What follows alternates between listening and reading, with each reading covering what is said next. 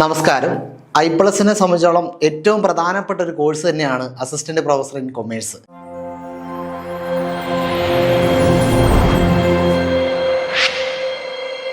നമുക്കറിയാം, ഏതൊരു പരീക്ഷയുടെയും കൃത്യമായിട്ടുള്ള സ്റ്റാർട്ടിംഗ് പോയിന്റ് എന്ന് പറയുന്നത് സിലബസിനെ എങ്ങനെ മനസ്സിലാക്കണം, സിലബസിനെ എങ്ങനെ ക്രിട്ടിക്കലായിട്ട് പഠിക്കണം എന്നുള്ളതാണ്. അപ്പോൾ നമുക്കിവിടെ ഒഫീഷ്യലായിട്ട് കേരള PSC പബ്ലിഷ് ചെയ്തിട്ടുള്ള സിലബസാണ് എൻ്റെ പുറകിലുള്ളത്. നിങ്ങൾക്ക് എല്ലാവർക്കും PSCയുടെ സൈറ്റിൽ നിന്ന് ഒക്കെ നിങ്ങൾക്ക് ഡൗൺലോഡ് ചെയ്യാൻ എടുക്കാൻ പറ്റുന്നതാണ് നമ്മുടെ സിലബസ്, അല്ലേ? അപ്പം നിങ്ങളിൽ എല്ലാവരിലും തന്നെ ഈ സിലബസ് ഉണ്ടാകും. പക്ഷേ സിലബസ് വെച്ചുകൊണ്ട് എങ്ങനെയാണ് അസിസ്റ്റൻറ്റ് പ്രൊഫസറിന് നമ്മൾ പ്രിപ്പയർ ചെയ്യേണ്ടത്? കാരണം ഇത് ഡിസ്ക്രിപ്റ്റീവ് എക്സാമാണ്. നമുക്ക് മുമ്പേ ഉള്ള പരീക്ഷകൾക്ക് നമുക്കൊരു തെറ്റ് സംഭവിച്ചിട്ടുണ്ട്. എന്താണത്? നമുക്ക് മുമ്പേ ഉള്ള പരീക്ഷ എന്ന് പറയുന്നത് നമുക്കറിയാം, നമ്മൾ PG എക്സാം എഴുതിയിട്ടുണ്ട്, UG എക്സാം എഴുതിയിട്ടുണ്ട്. ഇതൊക്കെ ഡിസ്ക്രിപ്റ്റീവ് തരത്തിലുള്ള പരീക്ഷയാണ്. നിങ്ങൾ പലരും പേപ്പർ വരെ വാല്യൂ ചെയ്തിട്ടുള്ള ആൾക്കാരാണ്, അല്ലേ? അപ്പോൾ അവിടെ ഒക്കെ നമ്മൾ സംഭവിക്കുന്ന ഒരു മിസ്റ്റേക്ക് എന്താണ്? ഒരു ചോദ്യം കിട്ടുന്നു, നമുക്കറിയാവുന്ന ആൻസർ എല്ലാം നമ്മൾ എഴുതി പോകുന്ന ഒരു രീതിയാണ് നമുക്കുള്ളത്. അപ്പോൾ നമ്മളൊരു തെറ്റിൽ നിന്നാണ് നമ്മൾ നിർത്തിയേക്കുന്നത്, അല്ലേ? അപ്പോൾ സ്വാഭാവികമായിട്ട് ആ തെറ്റ് വീണ്ടും വീണ്ടും കടന്നു വരാനുള്ളൊരു സാഹചര്യം ഉണ്ട്. അപ്പോൾ നമ്മൾ ഈ സിലബസ് മനസ്സിലാക്കുന്ന സമയത്ത് ഇതൊരു ഡിസ്ക്രിപ്റ്റീവ് എക്സാം ആണെന്നും നമ്മുടെ പരീക്ഷ കൃത്യമായിട്ട് അനലൈസ് ചെയ്യുന്നവർ ഇവിടെ നമ്മുടെ സബ്ജക്റ്റിൻ്റെ എത്രത്തോളം ക്ലാരിറ്റി ഉണ്ട്, എത്രത്തോളം സെൻസിബിൾ ആയിട്ടാണ് സബ്ജക്റ്റ് നിങ്ങൾ മനസ്സിലാക്കുന്നത്, ആ ഒരു തലമാണ് ഇവിടെ നോക്കുന്നത്. അപ്പോൾ ആ ഒരു രീതിയിൽ വേണം നമ്മൾ സിലബസിനെ മനസ്സിലാക്കാനും പഠിക്കാനും. അല്ലാതെ നമ്മൾ സിലബസ് എടുത്തു, അല്ലേ, അതിൽ എന്തെങ്കിലും ഒരു വാട്ട് യു മീൻ ബൈ അല്ലെങ്കിൽ what is the difference between, ആ തരത്തിലുള്ള ചോദ്യങ്ങൾ വളരെ കുറവായിരിക്കും, അല്ലേ? ഒരു ക്രിട്ടിക്കൽ പേഴ്സ്പെക്റ്റീവിൽ അല്ലെങ്കിൽ ഒരു കമ്പാരിറ്റീവ് പേഴ്സ്പെക്റ്റീവിലൊക്കെയുള്ള ചോദ്യങ്ങളാണ് നമുക്ക് വരുന്നത്. അതുകൊണ്ട് കൃത്യമായിട്ട് സിലബസിനെ ആ ഒരു അപ്രോച്ചിൽ വേണം മനസ്സിലാക്കാൻ. നമുക്കിവിടെ ആദ്യത്തെ ഭാഗം എന്ന് പറയുന്നത് module 1 research methodology and quantitative ടെക്നിക്കാണ്. വളരെ ഇമ്പോർട്ടൻ്റ് ആണ്. ഉറപ്പായും 2 ചോദ്യങ്ങളെങ്കിലും ഈ ഭാഗത്തു നിന്ന് നമുക്ക് ഉറപ്പിക്കാം. കാരണം ഒന്ന് അസിസ്റ്റൻറ്റ് പ്രൊഫസർ ഇൻ കൊമേഴ്സുമായിട്ട് ബന്ധപ്പെട്ട്, അല്ലേ, റിസർച്ചിൻ്റെ ഏരിയ എന്ന് പറയുന്നത് വളരെ സ്ട്രോങ് ഏരിയ ആണ്, അല്ലേ? അപ്പോൾ അവിടെ റിസർച്ചിൻ്റെ ഏരിയ എന്ന് പറയുമ്പോൾ അവിടെ സ്റ്റാറ്റിക്സിൻ്റെ പാർട്ട് വരുന്നുണ്ട്, എക്കണോമെട്രിക്സിൻ്റെ പാർട്ട് വരുന്നുണ്ട്, ദെൻ കോർ റിസർച്ചിൻ്റെ പാർട്ട് വരുന്നുണ്ട്. അപ്പോൾ ഈ 3 ഏരിയകൾ ഇവിടെ കൃത്യമായിട്ട് വരുന്നുണ്ട്. നല്ലൊരു ക്ലാരിറ്റി, സബ്ജക്റ്റിൻ്റെ ഒരു ക്ലാരിറ്റി, ഞാൻ നേരത്തെ പറയുന്ന പോലെ സബ്ജക്റ്റ് നിങ്ങൾ എത്രത്തോളം മനസ്സിലാക്കുന്നു, കൃത്യമായിട്ട് ജഡ്ജ് ചെയ്യാൻ പറ്റുന്നു, അവിടെയാണ് ഇതിൻ്റെ ഇമ്പോർട്ടൻസ്. ക്ലിയർ ആയോ? അത് നിങ്ങൾക്ക് നന്നായിട്ട് പ്രസൻറ്റ് ചെയ്യാനും പറ്റണം. ഇതാണ് നമ്മൾ ഈ സിലബസ് മനസ്സിലാക്കുമ്പോൾ നമ്മുടെ മനസ്സിലൂടെ കടന്നു പോകേണ്ട ഭാഗങ്ങൾ. ഞാൻ ഓരോ കാര്യങ്ങൾ ഇതാണ് എന്ന് പറഞ്ഞു പോകാനല്ല ഉദ്ദേശിക്കുന്നത്, മറിച്ച് ഇതിൻ്റെ ഒരു ഓവറോൾ വ്യൂ എന്താണ്, ഓവറോൾ എങ്ങനെ നമുക്കിത് മുന്നോട്ട് പോകണം, പഠിക്കുമ്പോൾ എങ്ങനെയാണ് നമ്മൾ ശ്രദ്ധിക്കേണ്ടത് എന്നാണ് ഉദ്ദേശിക്കുന്നത്, കേട്ടോ. ഇപ്പോൾ ഫസ്റ്റ് നമുക്ക് ടൈപ്പ് ഓഫ് റിസർച്ച് അല്ലെങ്കിൽ history of social science research എന്നൊക്കെ നമ്മുടെ സിലബസിലുണ്ട്. ടൈപ്പ് ഓഫ് റിസർച്ച് വളരെ ഇമ്പോർട്ടൻ്റ് ആണ്. പക്ഷെ നമ്മൾ റിസർച്ചിൻ്റെ ടൈപ്പ് എടുക്കുന്നത് നമ്മൾ എന്താണ് എടുക്കുന്നത്? നമ്മൾ നേരെ പോയി, അല്ലേ, fundamental research, action research, applied research, അങ്ങനെ ടൈപ്പ് ഓഫ് റിസർച്ച് അങ്ങ് പഠിക്കും. അങ്ങനെ ആ ഒരു പേഴ്സ്പെക്റ്റീവിലല്ല ക്വസ്റ്റ്യൻ വരുന്നത്, അല്ലേ? What are the different type in research എന്ന രീതി വരുമോ? ഇല്ല, അല്ലേ? അല്ലെങ്കിൽ 8 റിസർച്ചിൻ്റെ ടൈപ്പ് എഴുതാൻ അങ്ങനെ ക്വസ്റ്റ്യൻ വരുമോ? ഇല്ല. മനസ്സിലാകുന്നുണ്ടോ? ഒരു റിസർച്ചിൻ്റെ ടൈപ്പിനെ മാത്രമായിട്ട് ചോദിക്കും. ഉദാഹരണം പറഞ്ഞാൽ ഫണ്ടമെൻ്റൽ റിസർച്ചിൻ്റെ ഏതെങ്കിലും തരത്തിലുള്ള ഒരു ഇൻ്റർപ്രറ്റീവ് ആയിട്ടുള്ള ഒരു ക്വസ്റ്റ്യൻ വേണേൽ വരാം. ഡിസ്ക്രിപ്റ്റീവ് റിസർച്ചിൻ്റെ ഏതെങ്കിലും ഒരു ഇൻ്റർപ്രറ്റീവ് ആയിട്ടുള്ള ക്വസ്റ്റ്യൻ വരാം. മനസ്സിലാകുന്നുണ്ടോ? അല്ലാതെ ടൈപ്പ് ഓഫ് റിസർച്ച് നേരിട്ട് നിങ്ങളോട് ചോദിക്കില്ല. പറയുന്നത് മനസ്സിലാകുന്നുണ്ടോ? അപ്പോൾ ഓരോ റിസർച്ച് ടൈപ്പിനെ പറ്റിയും ക്രിട്ടിക്കലുള്ള വ്യൂ പോയിന്റ് നിങ്ങൾക്ക് ആവശ്യമാണ്, അല്ലേ? ക്രിട്ടിക്കലുള്ള വ്യൂ പോയിന്റ് എന്ന് പറയുമ്പോൾ ഇപ്പോൾ ഡിസ്ക്രിപ്റ്റീവ് റിസർച്ച് തന്നെ എടുക്കാം. ഡിസ്ക്രിപ്റ്റീവ് റിസർച്ച് എന്ന് പറഞ്ഞാൽ ഒരു പോപ്പുലേഷനെ ഡിസ്ക്രൈബ് ചെയ്യുന്നതാണല്ലോ ഡിസ്ക്രിപ്റ്റീവ് റിസർച്ച്, അല്ലേ? ഡിസ്ക്രിപ്റ്റീവ് റിസർച്ചിൻ്റെ ഏറ്റവും വലിയൊരു പ്രത്യേകത എന്ന് പറയുന്നത് ഡിസ്ക്രിപ്റ്റീവ് റിസർച്ചിൽ നമുക്ക് വേരിയബിൾ ഒരു കാരണവശാലും കൺട്രോൾ ചെയ്യാൻ പറ്റില്ല. മനസ്സിലാണ്ടോ? വേരിയബിൾ ഒരു കാരണവശാലും കൺട്രോൾ ചെയ്യാൻ നമുക്ക് സാധിക്കില്ല. അവിടെ നമുക്ക് ജസ്റ്റ് റെക്കോർഡ് ചെയ്യാൻ മാത്രമേ സാധിക്കുകയുള്ളൂ. എന്താണ് സംഭവിക്കുന്നത് അത് റെക്കോർഡ് ചെയ്യാൻ മാത്രമേ പറ്റുള്ളൂ. മനസ്സിലാവുണ്ടോ? അപ്പോൾ ഒരു റിസർച്ചിൽ തന്നെ എന്താണ് ഡിസ്ക്രിപ്റ്റീവ് സ്റ്റഡീസും വരുന്നുണ്ട്, അതോടൊപ്പം തന്നെ എന്താണ് ഹൈപ്പോത്തിസിസ് ടെസ്റ്റിംഗ് സ്റ്റഡീസും വരുന്നുണ്ട്. അപ്പോൾ ഇതൊക്കെ നമ്മൾ പറഞ്ഞു പോകുമ്പോൾ വളരെ അനലിറ്റിക്കൽ ലെവലിൽ നമുക്ക് കുറേ കാര്യങ്ങൾ മനസ്സിലാക്കാനും പഠിക്കാനുണ്ട്. അതവിടെ നിൽക്കട്ടെ. ഞാൻ പറഞ്ഞു വരുന്നതിൻ്റെ ഒരു ആശയം എന്ന് പറയുന്നത് നമ്മൾ പഠിക്കുമ്പോൾ വളരെ ഇൻഡെപ്ത് ആയിട്ട് സബ്ജക്റ്റ് നോളജിൽ നിന്നുകൊണ്ട് തന്നെ പഠിക്കാൻ വേണ്ടി ശ്രമിക്കണം, കേട്ടോ. അപ്പോൾ അവിടെ ടൈപ്പ് ഓഫ് റിസർച്ച് വളരെ ഇമ്പോർട്ടൻ്റ് ആണ്. History of social science research, type of research നിങ്ങൾ ഓരോ റിസർച്ചിൻ്റെ ടൈപ്പ് റിസർച്ചിൻ്റെ ഓരോ ഭാഗങ്ങളും കൃത്യമായിട്ട് മനസ്സിലാക്കി തന്നെ വേണം പോകാൻ. ഓക്കെ, എംപിരിക്കൽ സ്റ്റഡീസിൻ്റെ പ്രത്യേകത എന്താണ്, എംപിരിക്കൽ റിസർച്ചിൻ്റെ പ്രത്യേകത എന്താണ്, ഓക്കെ, എക്സ്പെരിമെൻ്റൽ റിസർച്ചിലേക്ക് വരുമ്പോൾ അതിൻ്റെ ബേസിക് പ്രിൻസിപ്പിൾ എന്താണ്, ഓക്കെ, എക്സ്പെരിമെൻ്റൽ റിസർച്ചിൻ്റെ വളരെ ഇമ്പോർട്ടൻ്റ് ആണ് എസ്ട്രോണിയസ് വേരിയബിൾ എന്നൊക്കെ പറയുന്നത്. അപ്പോൾ അതിനെങ്ങനെയാണ് കൺട്രോൾ ചെയ്യുന്നത്, ഇങ്ങനെയുള്ള ഒരുപാട് ടെക്നിക്കൽ ആസ്പെക്റ്റുകളൊക്കെ നമ്മൾക്കവിടെ മനസ്സിലാക്കേണ്ടതായിട്ടുണ്ട്. ഇത് വളരെ ഇമ്പോർട്ടൻ്റ് ആണ്. പക്ഷേ ഇവിടെ നിങ്ങൾ ഈ ടൈപ്പ് ഓഫ് റിസർച്ച് എന്ന രീതിയിലൊരു ക്വസ്റ്റ്യൻ പ്രതീക്ഷിക്കരുത്. ഓരോ റിസർച്ച് ടൈപ്പിനെയും ക്രിട്ടിക്കലി മനസ്സിലാക്കണം, അതാണ് ഉദ്ദേശിക്കുന്നത്. Then research process, scaling, reliability, validity, ഇതൊക്കെ വളരെ ഇമ്പോർട്ടൻ്റ് ആണ് കേട്ടോ. വാലിഡിറ്റി ടെസ്റ്റുകൾ, റിലയബിലിറ്റി ടെസ്റ്റുകൾ, വാലിഡിറ്റിയുടെയും റിലയബിലിറ്റിയുടെയും റെലവൻസ് എന്താണ് എന്നുള്ള രീതിയിലുള്ള ഒരു ഇമ്പാക്റ്റ്ഫുൾ ആയിട്ടുള്ള ക്വസ്റ്റ്യനുകളൊക്കെ നമുക്കവിടെ പ്രതീക്ഷിക്കാൻ പറ്റും. സ്കെയിലിംഗ് വളരെ ഇമ്പോർട്ടൻ്റ് ആണ് കേട്ടോ. സ്കെയിലിംഗ് കൃത്യമായിട്ട് നിങ്ങൾ പഠിക്കണം. അത് നിങ്ങൾ ഇപ്പോൾ ഉദാഹരണം പറഞ്ഞാൽ ഇപ്പോൾ ലിക്കേറ്റിൻ്റെ 5 പോയിൻറ്റ് സ്കെയിലോ അല്ലെങ്കിൽ 7 പോയിൻറ്റ് സ്കെയിലോ ഒക്കെ ഉണ്ടാവും. ഓക്കെ, അപ്പം നമ്മളവിടെ ഈ ക്വസ്റ്റ്യനുമായിട്ട് വേണം ഈ സ്കെയിലിങ്ങിനെ പഠിക്കാൻ, മനസ്സിലാവണം. അത് നിങ്ങൾ വിചാരിക്കുന്ന പോലത്തെ ഒരു പഠനമല്ല അവിടെ വേണ്ടത്. ഒരു ഒരു മീനിങ് ആൻഡ് ഡെഫിനിഷൻ, ഇമ്പോർട്ടൻസ് ആ മേഖലയിൽ മാത്രമല്ല, കൃത്യമായിട്ട് ജഡ്ജ്മെൻറ്റിലായിട്ട് നമുക്ക് സ്കെയിലിംഗ് പഠിക്കാൻ പറ്റണം.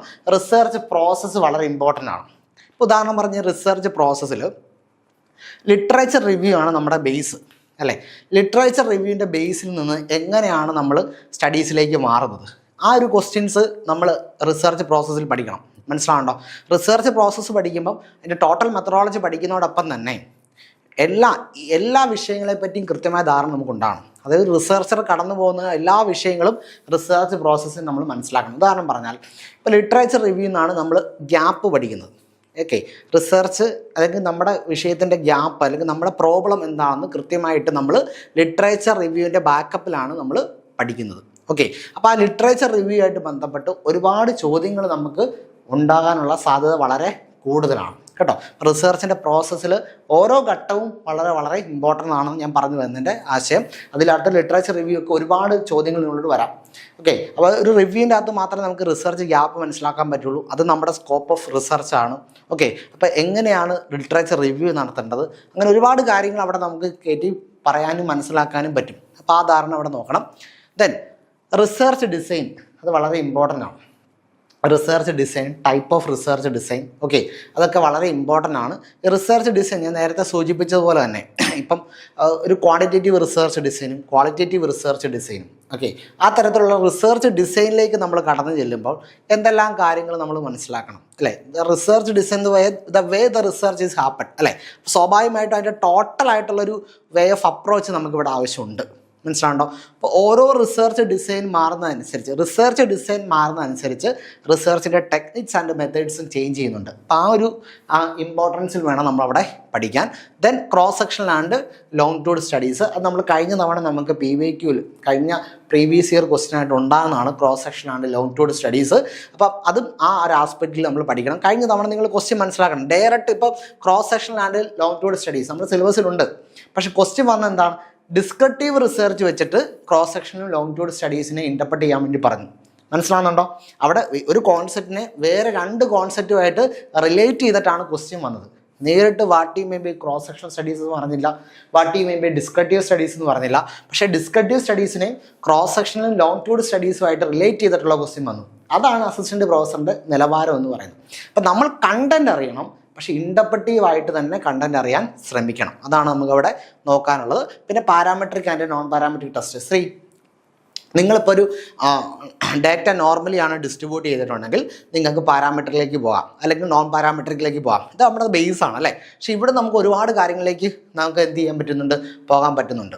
ഓക്കെ, സാമ്പിൾ സൈസ് ലാർജ് ആകുമ്പോൾ എന്താണ് പാരാമെട്രിക്കും നോൺ പാരാമെട്രിക്കും സംഭവിക്കുന്നത്. ഓക്കെ, അതിൽ തന്നെ പാരാമെട്രിക് ടെസ്റ്റുകൾ ഏതൊക്കെയാണ്, നോൺ പാരാമെട്രിക് ടെസ്റ്റുകൾ ഏതൊക്കെയാണ്, ഇതൊക്കെ ഒരു മീനിങ് ആൻഡ് ഡെഫിനിഷനിൽ പോകുന്നതിന് അപ്പുറത്തേക്ക് വളരെ എഡ്ജായിട്ട് നമ്മൾ പഠിക്കണം. അതൊരു റിസർച്ചർ എൻ്റെ കണ്ണിൽ കൂടെ തന്നെ നമ്മൾ എന്ത് ചെയ്യണം, ഈ പാരാമെട്രിക്കും നോൺ പാരാമെട്രിക്കും പഠിക്കണം. കാരണം അതിനെപ്പറ്റി നല്ല റീഡിങ് ആവശ്യമുണ്ട്, മനസ്സിലാകേണ്ട. വളരെ സെൻസിറ്റീവായിട്ടുള്ള വളരെ ക്രിട്ടിക്കലായിട്ടുള്ള റീഡിങ് പാരാമെട്രിക്കും നോൺ പാരാമെട്രിക്കും ആവശ്യമുണ്ട്. അതിൻ്റെ അസംഷൻസ് ഒക്കെ വളരെ വളരെ ഇമ്പോർട്ടൻ്റ് ആണ് കേട്ടോ. പിന്നെ യൂണിവേരിയറ്റ്, ബൈവേരിയറ്റ്, മൾട്ടിവേരിയറ്റ് അതൊക്കെ വളരെ ഇമ്പോർട്ടൻ്റ് ആണ്. ഞാൻ പറഞ്ഞല്ലോ, ഓരോ കാര്യങ്ങളും ഞാൻ എടുത്ത് പറയല്ല, ഒരു ആകത്തുക എന്താണെന്നുള്ളതാണ് നമ്മൾ ഉദ്ദേശിക്കുന്നത് കേട്ടോ.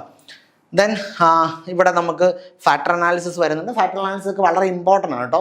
യെസ്, അവിടെ ഫാക്ടർ അനാലിസിസ് ഒക്കെ വരുമ്പോൾ നമ്മൾ ഈ പറയുന്ന മീഡിയേഷൻ റിലേഷൻ, മോഡറേറ്റിങ്ങിൻ്റെ റിലേഷൻ, ഓക്കെ, കോൺഫൗണ്ടിങ് വേരിയബിൾ, അങ്ങനെയുള്ള പല കാര്യങ്ങളൊക്കെ നമ്മളവിടെ കൃത്യമായിട്ട് മനസ്സിലാക്കണം. പിന്നെ മെഷേഴ്സ് ഓഫ് സെൻട്രൽ ടെൻഡൻസി ഉണ്ട്, ഡിസ്പേഷൻ ഉണ്ട്, കോറിലേഷൻ ഉണ്ട്, റിഗ്രഷൻ ഉണ്ട്. നമ്മൾ ഈ പാർട്ടുകളൊക്കെ ഇപ്പോൾ I+ലൊക്കെ എങ്ങനെയാണെന്ന് വെച്ചാൽ ഇത് നമ്മൾ 3ആയിട്ട് ഡിവൈഡ് ചെയ്യുക. ഇതിൻ്റെ റിസർച്ചിൻ്റെ പാർട്ട്, സ്റ്റാറ്റിക്സിൻ്റെ പാർട്ട്, പിന്നെ എക്കണോമെട്രിക്സിൻ്റെ പാർട്ട്. റിസർച്ചിൻ്റെ പാർട്ട് ആ മേഖലയിൽ ധാരണ ഉള്ളവരെടുക്കുന്നു. സ്റ്റാറ്റിക്സിൻ്റെ പാർട്ട് സ്റ്റാറ്റിക്സുകാരൻ തന്നെയാണ് വന്ന് ക്ലാസ് എടുക്കുന്നത്. കാരണം കൊമേഴ്സുകാരന് നമ്മളിതെല്ലാം പഠിക്കുന്നതാണല്ലേ, നമുക്കറിയാം UG PG നമ്മൾ ഈ പറയുന്ന ഡിസ്പേഷനും കോറിലേഷനും റിഗ്രഷനും എല്ലാം നമ്മൾ പഠിക്കുന്ന. പക്ഷേ ഒരു എക്കണോമിക്സ് അല്ലെങ്കിൽ സ്റ്റാറ്റിക്സിൻ്റെ നോളജ് ഉള്ള ഒരാൾ പഠിപ്പിക്കുന്ന പോലെ ആകില്ല ഇത്. അപ്പോൾ സ്റ്റാറ്റിക്സുകാരൻ തന്നെയാണ് വിഷയം പഠിപ്പിക്കുന്നത്. എക്കണോമെട്രിക്സ് ആ സബ്ജക്റ്റ് അറിയാവുന്ന ആളുകൾ തന്നെയാണ് പഠിക്കുന്നത്. അത് കൊമേഴ്സ് ബാക്ക്ഗ്രൗണ്ട് ഉള്ളവരല്ല പഠിപ്പിക്കുന്നത്. അതേ ബാക്ക്ഗ്രൗണ്ടിൽ ഉള്ളവർ തന്നെ എക്കണോമെട്രിക്സിൽ തന്നെ ക്വാളിഫിക്കേഷൻസ് അല്ലെങ്കിൽ ഈ പറയുന്ന സ്റ്റാറ്റിക്സിൽ തന്നെ അതിൻ്റെ ക്വാളിഫിക്കേഷൻ ഉള്ളവരാണ് അത് പഠിപ്പിക്കുന്നത്. അപ്പോൾ അതുകൊണ്ട് തന്നെ വളരെ ഫണ്ടമെൻ്റലി സ്ട്രോങ് ആയിട്ടുള്ള കണ്ടൻറ്റും വളരെ ഡീപ്പായിട്ടുള്ള കണ്ടൻറ്റും നമുക്കിവിടെ കിട്ടും കേട്ടോ. അത് നമ്മൾ പ്രത്യേകം ശ്രദ്ധിച്ചാണ് അങ്ങനെ പോകുന്നത്. ദെൻ റിഗ്രഷൻ നമ്മൾ പറഞ്ഞു. റിഗ്രഷനൊക്കെ വളരെ ഇമ്പോർട്ടൻ്റ് ആട്ടോ. റിഗ്രഷൻ്റെ അസംഷൻസ് ഒക്കെ വളരെ ഇമ്പോർട്ടൻ്റ് ആണ്, എക്സാമിൻ്റെ കീ പോയിൻ്റ് ആണ്. പിന്നെ നമുക്ക് വരുന്നത് എക്കണോമെട്രിക്സ് ആണ്. എക്കണോമെട്രിക്സിനെ സംബന്ധിച്ചുള്ള മെത്തഡോളജി വളരെ ഇമ്പോർട്ടൻ്റ് ആണ്. Then OLS, ordinary least square. അതായത് ശരിക്കും പറഞ്ഞാൽ എക്കണോമെട്രിക്സിൻ്റെ കൃത്യമായിട്ടുള്ള ഒരു മെത്തഡോളജി എന്താണെന്ന് നമ്മൾ കൃത്യമായിട്ട് മനസ്സിലാക്കണം. അത് നിങ്ങളൊരു മോഡലൊക്കെ ഒരു എക്സാമ്പിളൊക്കെ ആയിട്ട് തന്നെ നിങ്ങൾ ചെയ്ത് വേണം പഠിക്കാൻ. മനസ്സിലാണ്ടോ? നിങ്ങൾ നല്ല റൈറ്റപ്പ് എക്കണോമെട്രിക്സിൻ്റെ ഭാഗത്ത് വേണം. അത് വളരെ ഇമ്പോർട്ടൻ്റ് ആണ്. ദെൻ നമ്മൾ ഡിസ്ട്രിബ്യൂഷൻസ്, നോർമാലിറ്റി ഡിസ്ട്രിബ്യൂഷൻസ് ഉണ്ട്. അതുപോലെ തന്നെ നോർമൽ ഡിസ്ട്രിബ്യൂഷൻ്റെ കൃത്യമായ ഫണ്ടമെൻറ്റുകളെല്ലാം നമ്മൾ കൃത്യമായിട്ട് മനസ്സിലാക്കണം. അത് ഈ റിസർച്ചിൻ്റെ ബാക്കപ്പിൽ വേണം നമ്മൾ പഠിക്കാൻ. പിന്നെ വരുന്നത് ഇൻഫറൻഷ്യൽ സ്റ്റാറ്റിക്സും ഡിസ്ക്രിപ്റ്റീവ് സ്റ്റാറ്റിക്സും. ഇത് രണ്ടും വളരെ ഇമ്പോർട്ടൻ്റ് ആട്ടോ. അത് ആ രീതിയിൽ തന്നെ നിങ്ങൾ മനസ്സിലാക്കണം. പിന്നെ വേരിയബിൾസ്, അത് വളരെ ഇമ്പോർട്ടൻ്റ് ആണ്. ഇപ്പോൾ ഞാൻ നേരത്തെ സൂചിപ്പിച്ച പോലെ ഇൻഡിപെൻഡൻറ്റ് വേരിയബിൾ ഉണ്ട്, ഡിപെൻഡൻറ്റ് വേരിയബിൾ ഉണ്ട്, മീഡിയേറ്റിംഗ് ഉണ്ട്, മോഡറേറ്റിംഗ് വേരിയബിൾ ഉണ്ട്, ഇൻ്റർവെയിനിങ് വേരിയബിൾ ഉണ്ട്, എസ്ട്രോണീസ് വേരിയബിൾ ഉണ്ട്, കൺഫൗണ്ടിങ് വേരിയബിൾ ഉണ്ട്. അങ്ങനെ പലതരത്തിലുള്ള വേരിയബിൾ ഉണ്ട്. വേരിയബിളിനെ പറ്റി കൃത്യമായിട്ടുള്ള ധാരണ മനസ്സിലാക്കണം. Then linear relationship between variable, അതും നമുക്ക് ആ ഭാഗത്തുനിന്ന് നോക്കണം കേട്ടോ. യെസ്, ഇതിനകത്തൊക്കെ സെം എന്ന് പറയും, സ്ട്രക്ചർ ഇക്വേഷൻ മോഡലിംഗ് ഒക്കെ വരും. അവിടെയാണ് ഈ മീഡിയേഷൻ അല്ലെങ്കിൽ മോഡറേറ്റിംഗ് ഒക്കെ റിലേഷൻഷിപ്പ് ഒക്കെ നമ്മൾ പഠിക്കുന്നത്. അപ്പോൾ ആ തരത്തിലുള്ള കണ്ടന്റ് ഒക്കെ ഇവിടെ വളരെ ഇമ്പോർട്ടൻ്റ് ആണ് കേട്ടോ. അപ്പം ഞാൻ പറഞ്ഞല്ലോ, നമ്മൾ ഈ ഒരു PhD കോഴ്സ് വർക്ക് ചെയ്യുന്ന സമയത്ത് അല്ലെങ്കിൽ ഒരു റിസർച്ച് കഴിഞ്ഞ ഒരാളെ സംബന്ധിച്ചോളം അവർക്ക് കിട്ടുന്ന റിസർച്ചിൻ്റെ ഒരു വലിയ കളക്ഷൻ ഓഫ് നോളജ് ഉണ്ട്. കാരണം അവർ കൃത്യമായിട്ടുള്ള ഒരു സ്ട്രക്ചേർഡ് വേയിൽ ഒരു റിസർച്ച്, ഒരു പ്രോബ്ലത്തിന് കൃത്യമായിട്ടുള്ളൊരു സൊല്യൂഷൻ അല്ലെങ്കിൽ പ്രോബ്ലത്തെ കൃത്യമായിട്ട് പഠിച്ചിട്ടുള്ളവരാണ് അല്ലേ. അപ്പോൾ അവർക്ക് കിട്ടുന്ന ഒരു ടോട്ടാലിറ്റി ഉണ്ട്. ഒരു 4 വർഷം 5 വർഷം കഴിയുമ്പോൾ അവർ ഇറങ്ങി വരുമ്പോൾ അവർക്ക് റിസർച്ച് അവരുടെ ടോപ്പിക്കല്ല, റിസർച്ച് എന്താണെന്നതിനെ പറ്റി ഒരു ക്ലാരിറ്റി ഉണ്ട്. ആ ക്ലാരിറ്റി വേണം നമ്മൾ ഈ മൊഡ്യൂൾ 1 പഠിക്കുമ്പോൾ നമുക്ക് കിട്ടാൻ. മനസ്സിലാകണ്ടോ? അല്ലാതെ തത്തമ്മേ പൂച്ച എന്നുള്ളൊരു പരിപാടിയല്ല നമ്മളിവിടെ ഉദ്ദേശിക്കുന്നതാണ് ഞാൻ പറഞ്ഞതിൻ്റെ കൃത്യമായ ധാരണ. അങ്ങനെ ഒരു ധാരണയുണ്ടെങ്കിലോ വളരെ ടെക്നിക്കലായിട്ട് നിങ്ങൾക്ക് ഈ ക്വസ്റ്റിനെ ഡിഫെൻഡ് ചെയ്യാൻ പറ്റുള്ളൂ. മനസ്സിലാകണ്ടോ? കൃത്യമായ കോൺസെപ്റ്റിൻ്റെ ക്ലാരിറ്റി വേണം. അതോടൊപ്പം തന്നെ ക്രിട്ടിക്കലായിട്ടുള്ളൊരു അവയർനെസ്സും നമുക്കിതിനകത്ത് വേണം. പിന്നെ റിപ്പോർട്ട് റൈറ്റിംഗ് ഒക്കെ നിങ്ങൾക്ക് അറിയാം അല്ലേ. അവിടെ തന്നെ നമുക്ക് ഫോർമാറ്റുകളുണ്ട്, API ഉണ്ട്, MLA ഉണ്ട്. ആ ഫോർമാറ്റുകൾ, റൈറ്റിംഗ് റെഫറൻസുകൾ. പക്ഷേ ഇതൊന്നും ഈ രീതിയിലല്ല, നേരിട്ട് അങ്ങനെ ചോദിക്കില്ല. നമ്മൾ മൾട്ടിപ്പിൾ ചോയ്സ് ക്വസ്റ്റ്യൻ ചെയ്യുന്ന രീതിയിലല്ല, പാറ്റേണിലല്ല ചോദിക്കുന്നത്. അത് ശ്രദ്ധിച്ചോണം ഇവിടെ. പിന്നെ പ്ലേഗറിസം നിങ്ങളോട് ചോദിക്കാൻ പറ്റുന്ന ഏറ്റവും നല്ല ചോദ്യമാണ് plagiarism. Okay, type of plagiarism ഉണ്ട്. പ്ലേഗറിസം എങ്ങനെയാണ് ഓവർകം ചെയ്യാൻ പറ്റുന്നത്, പ്ലേഗറിസമായിട്ട് ബന്ധപ്പെട്ട UGCയുടെ പുതിയ റെഗുലേഷൻസ് എന്താണ്, ഒരുപാട് കണ്ടന്റുകൾ പ്ലേഗറിസമായിട്ട് നമുക്ക് മനസ്സിലാകുന്നുണ്ട്. പ്ലേഗറിസവും റിസർച്ച് എത്തിക്സും വളരെ റിലേറ്റബിൾ ആയിട്ടുള്ള കോൺസെപ്റ്റാണ്. നിങ്ങളോട് എന്തായാലും ആ ഒരു ഭാഗം ചോദിക്കാൻ സാധ്യതയുണ്ട്. നിങ്ങൾ മനസ്സിലാക്കേണ്ട ഒരു കാര്യം, ഒരു കോൺസെപ്റ്റ് കുറച്ചുകൂടി ടെക്നിക്കലാണെങ്കിൽ നിങ്ങൾക്ക് നന്നായിട്ട് എഴുതാൻ പറ്റും. അതായത് ഉദാഹരണം പറഞ്ഞാൽ ഇപ്പോൾ ഇതിൻ്റെ അകത്ത് റിസർച്ച് സ്കെയിലിങ്ങുമായിട്ട് ബന്ധപ്പെട്ട് നിങ്ങളോട് ക്വസ്റ്റ്യൻ വരുവാണ്. അല്ലെങ്കിൽ nominal scale, ordinal, interval, ratio, നിങ്ങൾക്ക് കുറച്ചും കൂടെ ടെക്നിക്കലായിട്ട് എഴുതാൻ പറ്റും. പക്ഷെ അതുപോലല്ല ഈ പറയുന്ന ചോദിക്കുമ്പം പ്ലേഗറിസം ചോദിക്കുമ്പോൾ. കാരണം അതിനെ നിങ്ങൾക്ക് ഒരുപാട് കാര്യങ്ങൾ പറയാൻ പറ്റും. അപ്പോൾ കണ്ടന്റിനെ നിങ്ങൾ വാലിഡേറ്റ് ചെയ്യണം. മനസ്സിലാണോ? കണ്ടന്റിനെ നിങ്ങൾ വാലിഡേറ്റ് ചെയ്യണം. അതുകൊണ്ട് ഞാൻ നേരത്തെ പറഞ്ഞ പോലെ ഒരു സയൻറ്റിഫിക് ആയിട്ടുള്ള ഒരു പ്രോസസ്സ് ഇതിൻ്റെ അകത്ത് ആവശ്യമുണ്ട്. ക്ലിയർ ആകുന്നുണ്ടോ? ഇപ്പോൾ പ്ലേഗറിസമായിട്ട് ബന്ധപ്പെട്ട് ഉർക്കുണ്ട് പോലുള്ള സോഫ്റ്റ്വെയറുകളുണ്ട് അല്ലേ. അപ്പോൾ നമ്മൾ അത്യാവശ്യം കുറേ സോഫ്റ്റ്വെയറെ പറ്റി കൃത്യമായിട്ട് മനസ്സിലാക്കണം.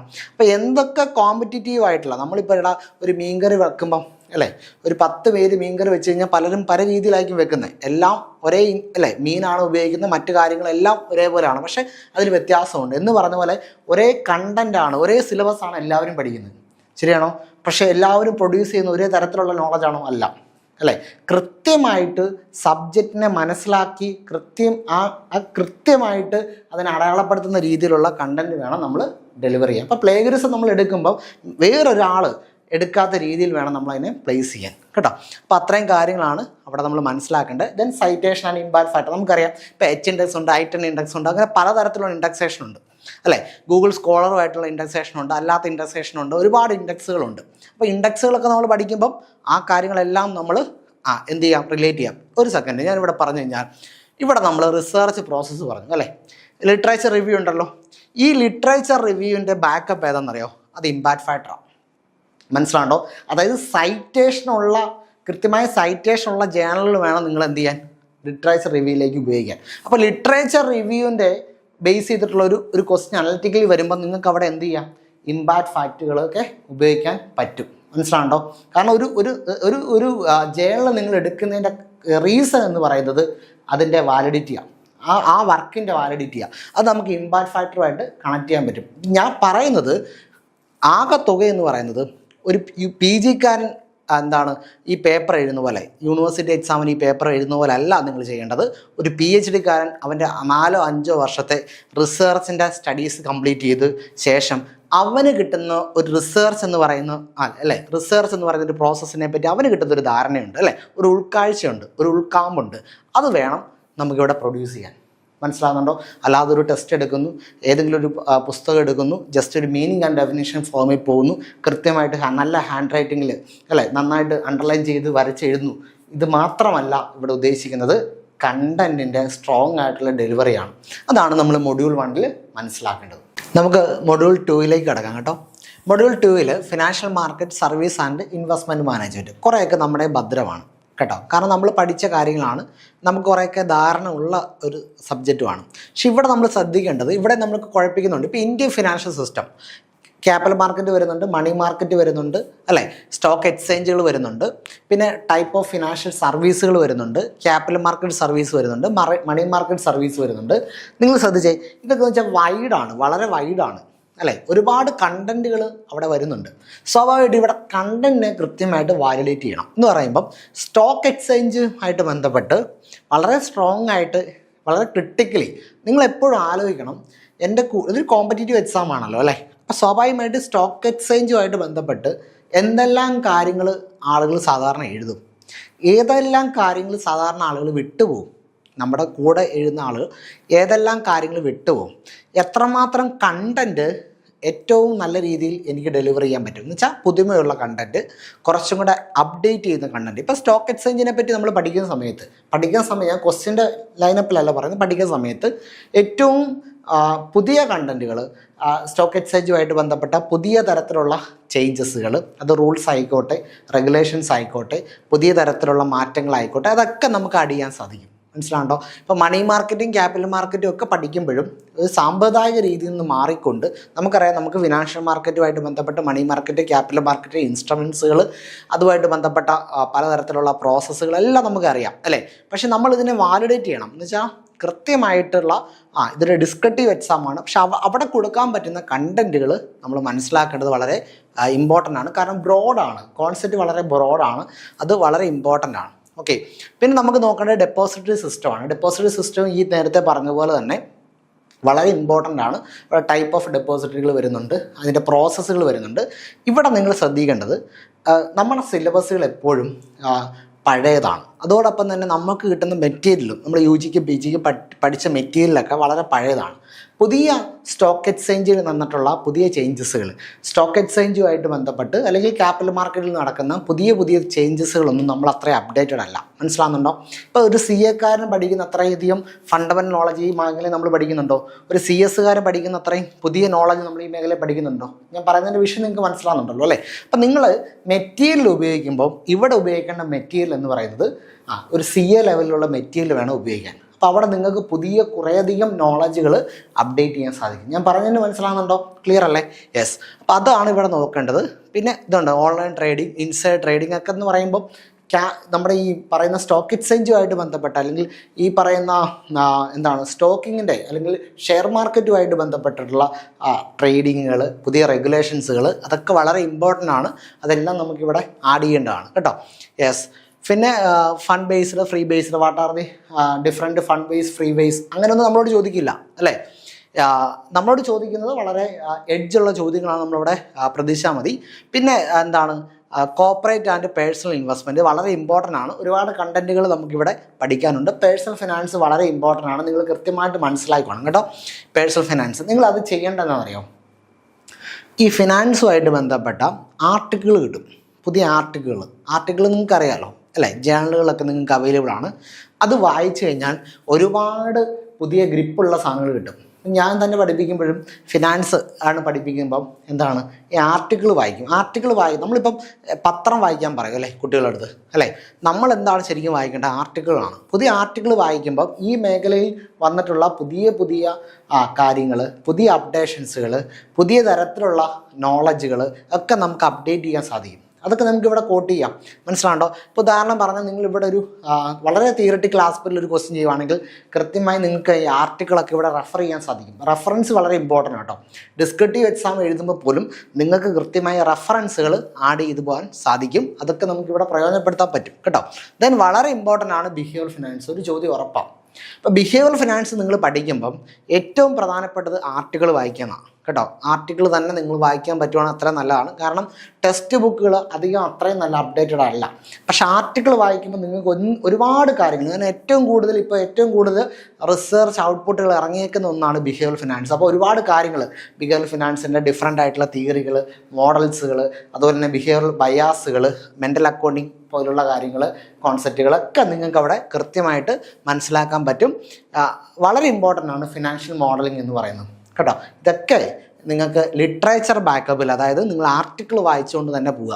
അപ്പോൾ ഇവിടെ നിങ്ങൾ രണ്ട് കാര്യങ്ങളാണ് ശ്രദ്ധിക്കേണ്ടത്. ഒന്ന് CA ലെവലിലുള്ള മെറ്റീരിയൽ, ഈ ആദ്യത്തെ part money market, Indian financial system, അതുപോലെ തന്നെ ഡെപ്പോസിറ്ററി, ആ മേഖലയിലൊക്കെ നിങ്ങൾക്ക് കൃത്യമായിട്ട് ഉപയോഗിക്കാം. ബിഹേവിയർ ഫിനാൻസുമായിട്ട് ബന്ധപ്പെട്ട് നിങ്ങൾ നല്ല ആർട്ടിക്കിൾ വായിക്കുക. അത് വളരെ ഇമ്പോർട്ടൻ്റ് ആണ് കേട്ടോ. അടുത്താണ് പോർട്ട്ഫോളിയോ മാനേജ്മെൻറ്റ് ആൻഡ് ഡെറിവേറ്റീവ്സ്. ഇവിടെ നിങ്ങൾക്ക് കൃത്യമായി കുറേ തിയറികളുണ്ട്. ഈ തിയറി നിങ്ങൾ കൃത്യമായി പഠിക്കണം. ഇപ്പോൾ ഉദാഹരണം പറഞ്ഞാൽ നമ്മൾ ക്യാപിറ്റൽ സ്ട്രക്ചറുമായിട്ട് ബന്ധപ്പെട്ട കുറേ തിയറികൾ പഠിക്കുന്നുണ്ട് അല്ലേ? ആ തിയറി എന്താണ്, അതിൻ്റെ ഗ്രാഫിക്കൽ റെപ്രസെൻറ്റേഷൻ എന്താണ്, അതിൻ്റെ അസംഷൻസ് എന്താണ്, അതിൻ്റെ ക്രിട്ടിക്കൽ ഇവാലുവേഷൻ എന്താണ്. അപ്പോൾ ഒരു തിയറിക്ക് നമുക്ക് കൃത്യമായ ഘട്ടങ്ങളുണ്ട് അല്ലേ? തിയറി നമ്മൾ പറയുന്നു, കോർ അസംഷൻസ് പറയുന്നു, അതിൻ്റെ ഗ്രാഫിക്കൽ റെപ്രസെൻറ്റേഷൻ ഉണ്ടെങ്കിൽ അത് പറയുന്നു, അതിൻ്റെ അനലിറ്റിക്കൽ പോയിന്റ് ഓഫ് വ്യൂ ഉണ്ടെങ്കിൽ അത് പറയുന്നു, ഏതെങ്കിലും പ്രത്യേകമായിട്ടുള്ള ഇക്വേഷൻസ് ഉണ്ടെങ്കിൽ അത് പറയുന്നു. അതിനൊരു ഫോം ഉണ്ട്. അതേ ആസ്പെക്റ്റിൽ നിങ്ങൾക്ക് ഒരുപാട് തിയറികൾ ഇവിടെ പഠിക്കാനുണ്ട്. ആ തിയറികൾ എക്സാമിന് ചോദിക്കും കേട്ടോ. ചിലപ്പോൾ ഡയറക്റ്റായിട്ട് തന്നെ തിയറിയുടെ ഫൈനൽ ഔട്ട്പുട്ട് വെച്ചിട്ട് തിയറിയെ ബന്ധപ്പെടുത്താൻ ചോദിക്കും. മനസ്സിലാണ്ടോ? തിയറിയുടെ കോർ ഫൈൻഡിങ്സ് എന്താണ്, അത് വെച്ചിട്ട് തിയറിനെ റിലേറ്റ് ചെയ്തിട്ടുള്ള ചോദ്യങ്ങൾ വരാം. കുറച്ചും കൂടെ ഡയറക്റ്റ് ക്വസ്റ്റ്യൻ ആണ്. കാരണം തിയറി അറിഞ്ഞാൽ തന്നെ നമുക്ക് കുറേ കാര്യങ്ങൾ ഇവിടെ പിടിക്കാൻ പറ്റും. നമ്മുടെ കുറച്ചുകൂടെ കൺട്രോൾ നിൽക്കുന്ന കാര്യമാണ് ഈ മൊഡ്യൂൾ 3 കേട്ടോ. അവിടെ സെക്യൂരിറ്റി അനാലിസിസ് ഉണ്ട്, ഫണ്ടമെൻ്റൽ അനാലിസിസ് ഉണ്ട്, ടെക്നിക്കൽ അനാലിസിസ് ഉണ്ട്. നിങ്ങൾക്ക് കൃത്യമായിട്ട് അറിയാം, നമ്മൾ ഫിനാൻഷ്യൽ മാനേജ്മെൻറ്റ് പഠിക്കുന്ന വളരെ പ്രധാനപ്പെട്ട കാര്യമാണ്. പിന്നെ EMH അല്ലേ, എഫിഷ്യൻറ്റ് മാർക്കറ്റ് ഹൈപ്പോത്തിസിസ് ഉണ്ട്. ഇവിടെ തന്നെ CAPM അപ്രോച്ച് വരുന്നുണ്ട്, മാർക്കോവിസ് മോഡൽ വരുന്നുണ്ട്, പിന്നെ മാർക്കോവിസ് പോർട്ട്ഫോളിയോ കൺസ്ട്രക്ഷൻ ഉണ്ട്. ഇപ്പോൾ ഒരു മാർക്കോവിസിൻ്റെ പോർട്ട്ഫോളിയോ കൺസ്ട്രക്ഷനുമായിട്ട് ബന്ധപ്പെട്ട് റിട്ടേൺ വരുന്നുണ്ട് അല്ലേ, സ്റ്റാൻഡേർഡ് ഡീവിയേഷൻ വരുന്നുണ്ട്, കോഎഫിഷ്യൻ്റ് വരുന്നുണ്ട്. അങ്ങനെയുള്ള 3 വേരിയബിൾസ് ഉണ്ട്. അത് വെച്ചിട്ടാണ് അത് കൺസ്ട്രക്ട് ചെയ്യുന്നത്. ഓക്കെ, അപ്പോൾ അങ്ങനെയുള്ള കാര്യങ്ങളൊക്കെ ഇവിടെ വരുന്നുണ്ട്. വളരെ ഇമ്പോർട്ടൻ്റ് ആണ്. പിന്നെ ഷാർപ്പിൻ്റെ സിംഗിൾ ഇൻഡെക്സ് ഉണ്ട്. കൺസ്ട്രക്ഷൻ ഓഫ് എഫിഷ്യൻറ്റ് പോർട്ട്ഫോളിയോ വളരെ ഇമ്പോർട്ടൻ്റ് ആയിട്ടുള്ളതാണ്. പിന്നെ risk free asset and risky asset. അത് റിസ്ക് വളരെ ഇമ്പോർട്ടൻ്റ് ആണ്. റിസ്ക് റിട്ടേൺ നമ്മളുള്ള അനാലിസിസ് വെച്ചിട്ടുള്ള ഒരുപാട്, ഇപ്പോൾ CAPM അപ്രോച്ചും റിസ്ക് റിട്ടേണും തമ്മിലുള്ള അനാലിസിസ് ആണ് നോക്കുന്നത് കേട്ടോ. പ്രത്യേകിച്ച് ട്രഡീഷണൽ ഫിനാൻസ് എപ്പോഴും റിസ്ക് റിട്ടേണുമായിട്ടുള്ള അനാലിസിസ് ആണ് നോക്കുന്നത്. കാരണം ഈ ട്രഡീഷണൽ ഫിനാൻസിൻ്റെ പ്രത്യേകത എന്ന് വെച്ചാൽ അവിടെ ഇൻവെസ്റ്റേഴ്സ് എന്ന് പറയുന്ന റാഷണലാണ് എന്നുള്ള രീതിയിലാണ് പോകുന്നത്. അതുകൊണ്ട് തന്നെ ഇൻവെസ്റ്റേഴ്സ് റിസ്ക്കും റിട്ടേണും തമ്മിൽ റിലേറ്റ് ചെയ്തിട്ട് മാത്രമേ ഡിസിഷൻസ് എടുക്കുന്നുള്ളൂ. ആ ഒരു ബേസിൽ റിസ്ക് റിട്ടേണിനെ ബേസ് ചെയ്തിട്ടുള്ള എല്ലാ തിയറിറ്റിക്കൽ കോൺസെപ്റ്റും ആവശ്യമുണ്ട് നമുക്ക്. കാരണം റിസ്ക് റിട്ടേൺ റിലേഷൻഷിപ്പിൽ ഉറപ്പായിട്ടും ഒരു ചോദ്യം ഉണ്ടാകാം കേട്ടോ. യെസ്. പിന്നെ ഇവിടെ ക്യാപ് മോഡൽ, അതിൻ്റെ CML ഉണ്ട്, SML അനാലിസിസും ഉണ്ട്. ഓക്കെ, അത് കൃത്യമായിട്ട് മനസ്സിലാക്കണം. യെസ്. പിന്നെന്താണ്, 3 ഫാക്ടർ മോഡലുണ്ട്, ആർബിട്രേജ് പ്രൈസിങ് തിയറി ഉണ്ട്. നിങ്ങൾ വേറൊന്നും ചെയ്യേണ്ട, ഇവിടെ ഏതൊക്കെ തിയറികളാണ് പഠിക്കേണ്ടത് അത് നിങ്ങൾ കൃത്യമായി 1, 2, 3 ഫോമിൽ ഇടുക. CAPM ഉണ്ട്, മാർക്കോവിസ് ഉണ്ട്, അതുപോലെ തന്നെ ഈ പറയുന്ന ഫാമ മോഡലുണ്ട്, ആർബിട്രേജ് പ്രൈസിങ് തിയറി ഉണ്ട്. അതെല്ലാം കൃത്യമായിട്ട് നിങ്ങൾ എന്ത് ചെയ്യുക, 1 by 1 ആയിട്ട് പറയുക. ഷാർപ്പിൻ്റെ സിംഗിൾ ഇൻഡെക്സ് മോഡലുണ്ട്. അപ്പോൾ എന്നിട്ട് നിങ്ങൾ അതിൻ്റെ കൃത്യമായ, ഞാൻ നേരത്തെ പറഞ്ഞ കൃത്യമായി ക്രിട്ടിക്കലി ഇവാലുവേറ്റ് ചെയ്യുക ഓരോ തിയറിയും കേട്ടോ. യെസ്. അപ്പോൾ അതാണ് ഇവിടെ നമുക്ക് പറയാനുള്ളത്. കുറേയധികം റേഷ്യോസ് പറയുന്നുണ്ട്. ഇതിനെല്ലാം തിയറിറ്റിക്കലി തന്നെ പഠിക്കുക. ഇത് നമുക്ക് കുറച്ചുകൂടെ കംഫർട്ടബിൾ ആണ്. കാരണം നമ്മൾ സാധാരണ പഠിക്കുന്ന രീതിയിൽ തന്നെ പഠിച്ചാൽ മതി. ഒരു തിയറിനെ എങ്ങനെ നമുക്ക് വിലയിരുത്താം, ക്രിട്ടിക്കലി ജഡ്ജ് ചെയ്യാം, അതിന് കൃത്യമായൊരു ഫോം ഉണ്ടല്ലോ. തിയറി പറയുന്നു, അതിൻ്റെ അസംഷൻസ് പറയുന്നു, അതിൻ്റെ കോർ ഇവാലുവേഷൻസ് പറയുന്നു, അതിൻ്റെ ഗ്രാഫിക് റെപ്രസെൻറ്റേഷൻ ഉണ്ടെങ്കിൽ അത് പറയുന്നു. പക്ഷെ നമുക്കിത് എക്സിക്യൂട്ട് ചെയ്യുന്ന സമയത്ത് കുറച്ചും കൂടെ ഇൻട്രസ്റ്റിംഗ് ആയിട്ട് നമുക്ക് എക്സിക്യൂട്ട് ചെയ്യാൻ സാധിക്കും. കാരണം കൃത്യമായി തൊടേണ്ട പോയിന്റ് മാത്രം തൊട്ട് കൃത്യമായിട്ട് നമുക്കത് പറയാൻ സാധിക്കും. നമ്മളിത് യൂട്യൂബിലൊക്കെയാണെങ്കിലും നമ്മൾ വരുന്ന ദിവസമൊക്കെ ഇതിൻ്റെയൊക്കെ വീഡിയോ ചെയ്യുന്നുണ്ട്. അതിനകത്തൊക്കെ നമ്മൾ കൃത്യമായിട്ട് പറയും എങ്ങനെയാണ് ഇതിൻ്റെ തിയററ്റിക്കൽ ക്വസ്റ്റ്യൻസുകൾ എങ്ങനെയാണ് നമ്മൾ ചെയ്യേണ്ടത് എന്നുള്ളത് കേട്ടോ. ഇനി നമ്മൾ നോക്കേണ്ട ഏതാണ്, ഡെറിവേറ്റീവ്സ് ആണ്. ഡെറിവേറ്റീവ്സ് നിങ്ങൾക്കറിയാം അല്ലേ, ഡെറിവേറ്റീവ് ഇൻസ്ട്രുമെൻറ്റ്സ് എന്താണ്, അവിടെ ഫ്യൂച്ചർ വരുന്നുണ്ട്, ഓപ്ഷൻസ് വരുന്നുണ്ട്, ഫോർവേഡ് വരുന്നുണ്ട്, കോൺട്രാക്ട്സ് വരുന്നുണ്ട്, അങ്ങനെ പല കാര്യങ്ങൾ വരുന്നുണ്ട് അല്ലേ. ഡെറിവേറ്റീവ് ഇൻസ്ട്രുമെൻറ്റിനെ പറ്റി കൃത്യമായ ധാരണ നമുക്കുണ്ട് അല്ലേ. പക്ഷേ ഇവിടെ എന്തുണ്ട്, നിങ്ങൾ എടുക്കുന്ന മെറ്റീരിയൽ, ഞാൻ പറയുന്നു CA ഓറിയൻറ്റഡ് ആയിട്ടുള്ള അല്ലെങ്കിൽ CS ഓറിയൻറ്റഡ് ആയിട്ടുള്ള മെറ്റീരിയൽ നിങ്ങൾ എടുക്കുകയാണെങ്കിൽ നല്ലതാണ് കേട്ടോ. കാരണം നമ്മൾ എടുക്കുന്ന കണ്ടൻറ്റ് വളരെ നിലവാരത്തിലുള്ളതാണ്. എങ്കിൽ മാത്രമേ നമുക്ക് കുറേയും കൂടെ നല്ല രീതിയിൽ അപ്ഡേറ്റ് ചെയ്തിട്ട് നമുക്കവിടെ പ്രസൻറ്റ് ചെയ്യാൻ സാധിക്കുകയുള്ളൂ. ഇവിടെ തന്നെ നിങ്ങളെ വലിയ രീതിയിൽ ബുദ്ധിമുട്ടിക്കുന്ന ഒരു ഏരിയ വരത്തില്ല. പക്ഷേ ഇതിൻ്റെ ഓപ്പറേഷൻസ് പഠിക്കണം. ഉദാഹരണം പറഞ്ഞാൽ നിങ്ങൾക്ക് ഓപ്ഷൻസ് എന്താണ്, ഫ്യൂച്ചർ എന്താണ്, കോൺട്രാക്റ്റ് എന്താണ്, അല്ലെങ്കിൽ സ്വാപ്സ് എന്താണ് എന്നൊക്കെ ഉള്ളത് കൃത്യമായിട്ട് നിങ്ങൾക്ക് അറിയാൻ പറ്റും അല്ലേ. ഫോർവേഡ് കോൺട്രാക്റ്റ് ഉണ്ട്, ഫ്യൂച്ചർ കോൺട്രാക്റ്റ് ഉണ്ട് അല്ലേ, ഓപ്ഷൻ കോൺട്രാക്റ്റ് ഉണ്ട്, ഇതൊക്കെ നിങ്ങൾക്കറിയാം. പക്ഷേ ഇതിൻ്റെ ഓപ്പറേഷൻസ് അത്ര നന്നായിട്ട് അറിയണമെന്നില്ല. അപ്പോൾ ആ ഓപ്പറേഷൻസ് നന്നായിട്ട് പഠിക്കണം കേട്ടോ. അത് വളരെ ഇമ്പോർട്ടൻ്റ് ആണ്. പലപ്പോഴും നമ്മൾ കുട്ടികളോട് പഠിക്കുമ്പം ഇതിനൊരു മീനിങ് ഫോം മാത്രമേ അറിയത്തുള്ളൂ, ഇതിൻ്റെ ഒരു ഓപ്പറേഷൻ ഫോം അറിയില്ല. മനസ്സിലാവുണ്ടോ? അപ്പോൾ ആ ഓപ്പറേഷൻസ് ഫോം അറിയണം. പിന്നെ ഇതിന് കുറച്ചുകൂടെ അപ്ഡേറ്റഡ് ആയിട്ടുള്ള കുറേ നോളജും കൂടെ ഈ മേഖലയിൽ നമുക്ക് ആവശ്യമുണ്ട്. അതാണ് ഇതിനെപ്പറ്റി ഒരു ഓവറോൾ പിക്ചർ എന്ന് പറയുന്നത് കേട്ടോ. പക്ഷേ എടുക്കുന്ന മെറ്റീരിയൽ കുറച്ചും കൂടെ ഗ്രാഫുള്ള മെറ്റീരിയൽ എടുക്കാവുള്ളൂ. ഓക്കെ, അപ്പോൾ നമ്മൾ 3 പാർട്ടാണ് അല്ലേ കണ്ടത്. മൊഡ്യൂൾ 1, 2, 3 അല്ലേ. മൊഡ്യൂൾ 1 നമ്മൾ എടുത്ത രീതി എന്താണ്, അതിൻ്റെ സ്വഭാവം എന്താണ്, ഒരു റിസർച്ചറിൻ്റെ പോയിന്റ് ഓഫ് വ്യൂവിൽ മൊഡ്യൂൾ 1 പഠിക്കണം അല്ലേ. മൊഡ്യൂൾ 2 പഠിക്കുമ്പോൾ എന്താണ്, അവിടെ കുറച്ചും കൂടെ കൺസെപ്ച്വൽ ക്ലാരിറ്റി വേണം. പക്ഷെ അത് കുറച്ചുകൂടെ അപ്ഡേറ്റഡ് നോളജ് വേണം. അപ്പോൾ അപ്ഡേറ്റഡ് നോളജ് എന്ന് പറയുമ്പോൾ നമ്മുടെ കയ്യിലുള്ളൊരു പുസ്തകം പഴയ സിലബസ്, പഴയ മെറ്റീരിയൽ, പഴയ സാധനമാണ്. പക്ഷേ CA-കാരൻ്റെ മെറ്റീരിയൽ എന്തായിരിക്കും, CS-കാരൻ്റെ മെറ്റീരിയൽ ആയിരിക്കും, അപ്ഡേറ്റഡ് ആയിരിക്കും. അപ്പോൾ ആ മെറ്റീരിയൽ വെച്ചിട്ട് വേണം മൊഡ്യൂൾ 2 പഠിക്കാൻ. പ്രത്യേകിച്ച് ക്യാപിറ്റൽ മാർക്കറ്റ്, സെബിയുടെ റെഗുലേഷൻസ്, അല്ലെങ്കിൽ ഓൺലൈൻ ട്രെയിനിങ്, അല്ലെങ്കിൽ ഡെപ്പോസിറ്റ് ഒക്കെ പഠിക്കുമ്പോൾ വളരെ കണ്ടൻറ്റ്, പുതുമയാർന്ന കണ്ടൻറ്റ് എടുക്കണം അല്ലേ. അപ്പോൾ അത്തരത്തിലുള്ള കാര്യങ്ങൾ വേണം പഠിക്കാൻ അല്ലേ. ദെൻ അതിനുശേഷം നമ്മൾ എന്ത് ചെയ്യുന്നു, മൊഡ്യൂൾ 2 ബിഹേവിയറൽ ഫിനാൻസ് കണ്ടു. ബിഹേവിയറൽ ഫിനാൻസിൽ എന്താണ് നമ്മൾ പഠിക്കാൻ ഉദ്ദേശിക്കുന്നത്, അവിടെ പഠിക്കാൻ ഉദ്ദേശിക്കുന്നത് എന്ന് പറയുമ്പം അല്ലേ പുതിയ തരത്തിലുള്ള നോളജാണ് അല്ലേ. അപ്പോൾ സ്വാഭാവികമായിട്ടും ഒരുപാട് റിസർച്ച് ആർട്ടിക്കിൾ അവിടെ കിട്ടും. അപ്പോൾ ബിഹേവിയറൽ ഫിനാൻസ് നിങ്ങൾ പഠിക്കുമ്പോൾ നിങ്ങൾ എഴുതി വെച്ചോ, നിങ്ങൾ ആർട്ടിക്കിൾ ഓറിയൻറ്റഡ് ആയിട്ടാണ് പഠിക്കുന്നതെങ്കിൽ, റിസർച്ച് ആർട്ടിക്കിൾ ഓറിയൻറ്റഡ് ആണ് പഠിക്കണമെങ്കിൽ അവിടെ നിങ്ങൾ ഒരു പടി മുന്നിലേക്ക് നിൽക്കും. നിങ്ങൾ എപ്പോഴും ആലോചിക്കുക, എൻ്റെ കൂടെ ഉള്ളവൻ എന്നെക്കാട്ടിലും എന്നോളവും ക്വാളിഫിക്കേഷൻ ഉള്ളതാണ് അല്ലേ. അപ്പോൾ അവനും ഇതേ സിലബസ് കിട്ടിയിട്ടുണ്ട്. അപ്പോൾ അവൻ എന്ത് കാര്യമായിരിക്കും പ്രൊഡ്യൂസ് ചെയ്യുന്നത്, ഞാൻ എന്ത് കാര്യം പ്രൊഡ്യൂസ് ചെയ്ത് കഴിഞ്ഞാൽ അവനേക്കാളും വ്യത്യസ്തമായിട്ട് നിൽക്കാൻ പറ്റും. അവൻ്റെ പാത്ത് വേ എന്തായിരിക്കും പഠനത്തിൻ്റെ. അപ്പോൾ അവൻ പോകാത്തൊരു മേഖല, അവൻ എടുക്കാത്തൊരു സോഴ്സ് ഞാൻ എടുക്കണം, എങ്കിലല്ലേ എനിക്ക് വ്യത്യസ്തമായിട്ട് പ്രൊഡ്യൂസ് ചെയ്യാൻ പറ്റുള്ളൂ.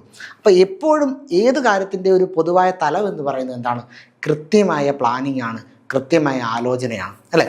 മൊഡ്യൂൾ 3 വന്നു കഴിഞ്ഞാൽ എന്താണ്, ഇത് വളരെ സിസ്റ്റമാറ്റിക്കാണ്. നിങ്ങളോടൊരു 3-4 തിയറി പറയുന്നു, ആ തിയറി നിങ്ങൾ പഠിക്കണം. ആ തിയറി പ്രൂവ് ചെയ്താൽ മാത്രം മതി. അപ്പോൾ തിയറി എന്താണ്, അതിൻ്റെ കോർ അസംഷൻ എന്താണ്, അതിൻ്റെ ക്രിട്ടിക്കൽ ഇവാലുവേഷൻ എന്താണ്, അതിൻ്റെ ഗ്രാഫിക്കൽ റെപ്രസെൻറ്റേഷൻ ഉണ്ടെങ്കിൽ അതെന്താണ്, അതിൻ്റെ ഏതെങ്കിലും തരത്തിലുള്ള ഇക്വേഷൻസ് ഫോം ഉണ്ടെങ്കിൽ അതെന്താണ്, കൃത്യമായി തീർന്നു. അപ്പോൾ തിയറിനെ ഡിഫെൻഡ് ചെയ്യേണ്ടത് എങ്ങനെയാണ്, ആ ഫോമിൽ പഠിച്ചാൽ മതി. ഈ തിയറികളെല്ലാം നിങ്ങൾക്ക് ഓൾറെഡി നിങ്ങളുടെ ടെക്സ്റ്റ് ബുക്കിലൊക്കെ അവൈലബിൾ ആണ്. അപ്പോൾ അവിടെ ആ ഒരു സ്ട്രാറ്റജി എടുത്താൽ മതി. അപ്പോൾ ഓരോ മൊഡ്യൂളിനും കൃത്യമായ ധാരണ വേണം. ഇതൊരു കോമ്പറ്റീറ്റീവ് എക്സാം ആണെന്നുള്ള ധാരണ വേണം. നമ്മളെ സ്വാഭാവികമായിട്ട് നമ്മുടെ കൂടെയുള്ള ഒരാളിനേക്കാൾ ഒരു പിടി മുന്നിൽ നമ്മൾ നിൽക്കണം. അപ്പോൾ അതിന് കൃത്യമായ ആലോചന വേണം. ഇത്രയും പറഞ്ഞുകൊണ്ട് നമുക്ക് ഇവിടെ നിർത്താം. നമുക്ക് അടുത്ത പാർട്ടിൽ അടുത്ത മൊഡ്യൂളുകൾ സംസാരിക്കാം. Thank you.